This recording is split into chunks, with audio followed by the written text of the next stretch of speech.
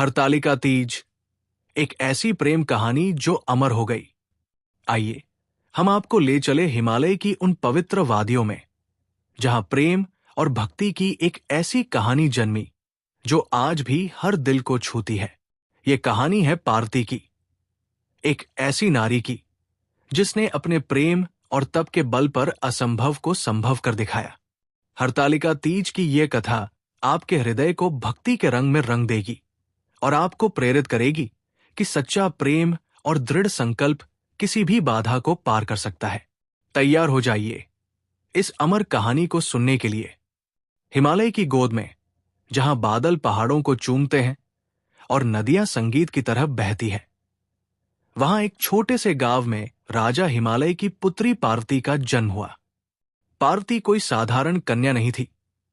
उनके चेहरे पर एक अलौकिक तेज था और उनके हृदय में भगवान शिव के लिए अनन्य भक्ति थी। बचपन से ही पार्वती शिव की पूजा में डूबी रहती थी। हर सुबह वो अपने छोटे से मंदिर में मिट्टी का शिवलिंग बनाती, उस पर बेलपत्र चढ़ाती और नमः शिवाय का जाप करती। उनकी आंखों में शिव का रूप बसा था और उनके मन में एकमात्र इच्छा थी, शिव को अपने पति के रूप में पाना।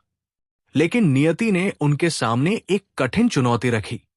उनके पिता राजा हिमालय चाहते थे कि पार्वती का विवाह भगवान विष्णु से हो। एक दिन राजमहल के भव्य आंगन में जब हिमालय ने अपनी इच्छा प्रकट की, तो पार्वती का हृदय टूट गया। वो चुपचाप अपने कक्ष में चली गई, जहां उनकी आंखों से आंसुओं की धारा बह निकली। वो जानती थी कि उनका मन, उनकी आत्मा और उनका पूरा अस्तित्व केवल शिव के लिए था। विष्णु के प्रति उनके मन में सम्मान था, लेकिन प्रेम, वह तो केवल शिव के लिए था। पार्वती की ये व्यथा उनकी सहेलियों से छिपी न रही। उनकी सहेलियां जया, विजया और अन्य पार्वती की सच्ची मित्र थी। एक रात जब चांदनी ने हिमालय की वादियों को रजत रंग में रंग दिया था, सहेलियों ने एक साहसी निर्णय लिया। वे पार्वती को उनके पिता की इच्छा के विरुद्ध ले गई। यह कोई साधारण कदम नहीं था, यह था एक अपहरण, लेकिन प्रेम और भक्ति के लिए। चुपके से रात के अंधेरे में वे पार्वती को एक घने जंगल की गुप्त गुफा में ले गई।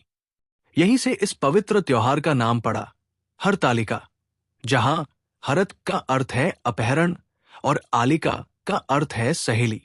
उस गुफा में पार्वती ने अपनी तपस्या शुरू की। यह कोई साधारण तप नहीं था, यह था उनके प्रेम और भक्ति का अग्नि परीक्षा।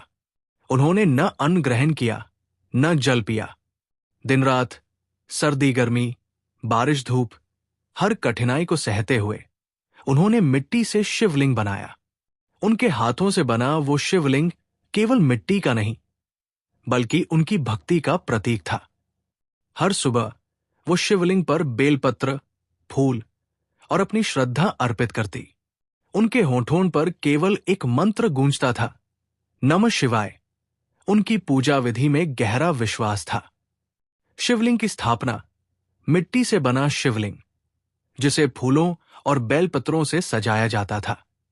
व्रत, बिना अन्न जल के कठोर उपवास, जो उनकी दृढ़ता को दर्शाता था। मंत्र जाप, नमः शिवाय का निरंतर जाप, जो उनके मन को एकाग्र करता था। ध्यान, शिव के रूप का ध्यान, जो उनकी आत्मा को शक्ति देता था। पार्वती की तपस्या इतनी प्रबल थी कि जंगल के पशु पक्षी भी उनके साथ एकाकार हो गए। हिरण उनके पास शांत बैठते, पक्षी उनके लिए गीत गाते और हवाएं उनके मंत्रों को गूंजने में मदद करती। प्रकृति भी उनकी भक्ति के सामने नतमस्तक हो गई। बारिश में भीगते हुए, धूप में तपते हुए और ठंड में ठिठुरते हुए पार्वती का संकल्प अडिग रहा। कई दिनों और रातों की तपस्या के बाद एक रात गुफा में एक अलौकिक प्रकाश फैला। वो प्रकाश इतना तेज था कि जंगल की हर छाया उसमें समा गई। स्वयं भगवान शिव वहां प्रकट हुए। उनके मस्तक पर चंद्रमा, गले में सर्प और शरीर पर भस्म। उनकी आंखों में करुणा और प्रेम था। पार्वती की भक्ति ने उन्हें झुका दिया था। शिव ने कहा, हे पार्वती, तुम्हारी भक्ति ने मुझे बुलाया है, तुम मेरी अर्धांगिनी बनोगी। पार्वती की आंखों में आंसुओं की जगह अब आनंद की चमक थी। जब पार्वती अपने पिता के पास लौटीं, तो उनके चेहरे पर विजय और शांति का भाव था। हिमालय ने उनकी दृढ़ता और भक्ति को देखकर उनकी इच्छा का सम्मान किया। जल्द ही हिमालय की पवित्र वादियों में शिव और पार्वती का विवाह संपन्न हुआ। ये एक भव्य समारोह था, जहां फूलों की मालाएं, मंत्रोच्चार और उत्सव का माहौल था। देवता, ऋषि और प्रकृति स्वयं इस मिलन का साक्षी बने।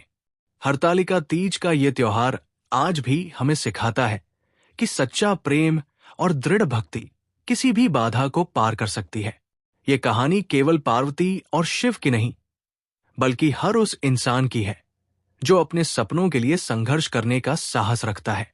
हर साल जब महिलाएं हरतालिका तीज का व्रत रखती हैं, वे पार्वती की तरह शिवलिंग बनाती है, बेलपत्र चढ़ाती है और अपने परिवार की सुख शांति के लिए प्रार्थना करती है। ये व्रत केवल एक अनुष्ठान नहीं, बल्कि प्रेम और विश्वास का उत्सव है। उपसंहार: ये थी हरतालिका तीज की अमर कहानी, जो हर दिल को छूती है और हर आत्मा को प्रेरित करती है। इस कहानी को सुनकर आपके मन में भी भक्ति और प्रेम की लौ जाग उठी होगी। तो आइए, इस हरतालिका तीज पर हम सभी पार्वती की तरह अपने संकल्प को दृढ़ करें और अपने प्रियजनों के लिए प्रार्थना करें। क्या आप इस कहानी को अपने दोस्तों और परिवार के साथ साझा करेंगे? इस पवित्र कथा को और अधिक लोगों तक पहुंचाएं और हरतालिका तीज के इस उत्सव को और भव्य बनाएं।